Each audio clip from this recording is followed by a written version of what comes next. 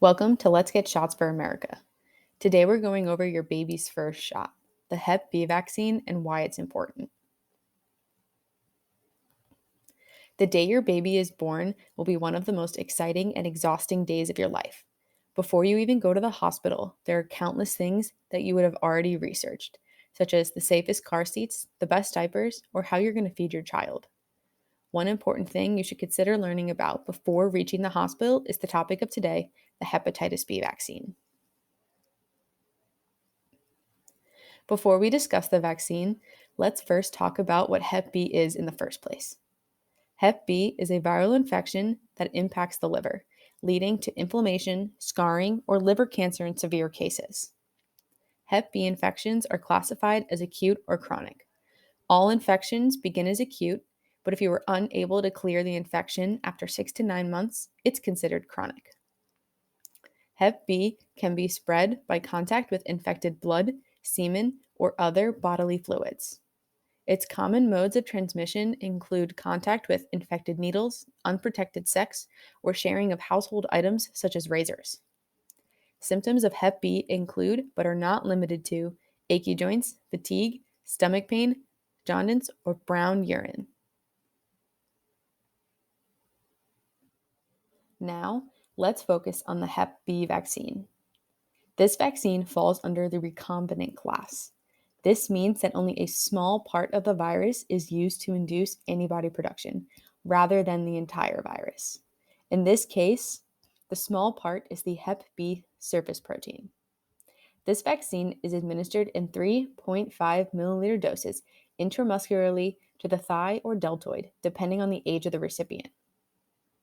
According to the current CDC vaccine schedule, the doses of Hep B should be given at birth, 1 to 2 months, then 6 to 9 months.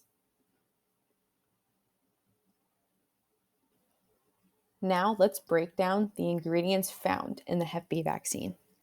Starting with the most important, 10 micrograms of the Hep B surface protein antigen.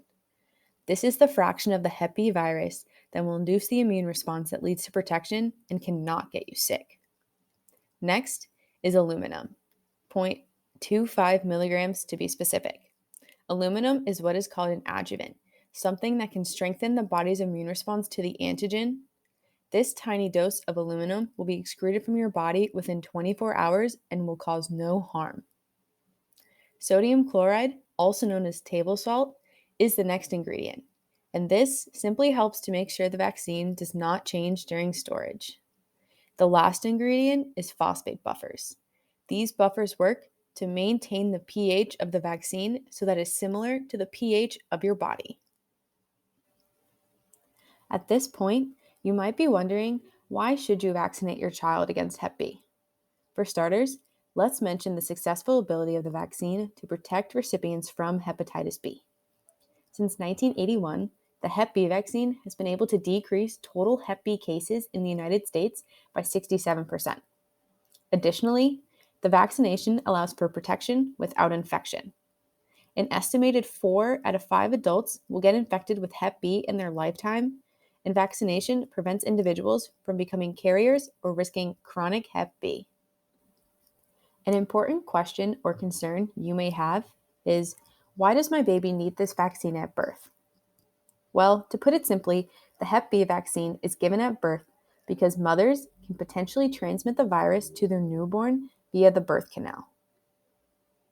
Another common question or concern raised by parents is, should I wait until my child is older and has a stronger immune system before giving them this vaccine?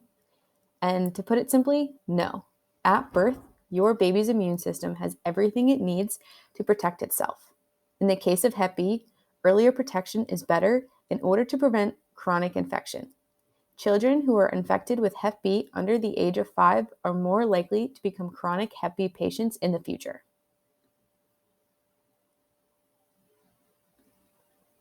I hope this video has given you a successful overview of the Hep B vaccine and why you should vaccinate your child. If you are looking for additional resources about Hep B or the vaccine, feel free to use the ones provided. Additionally, it's highly recommended to discuss concerns or questions with your personal pediatrician so you can make the most informed choice for your baby. Thank you for tuning in, and let's get shots.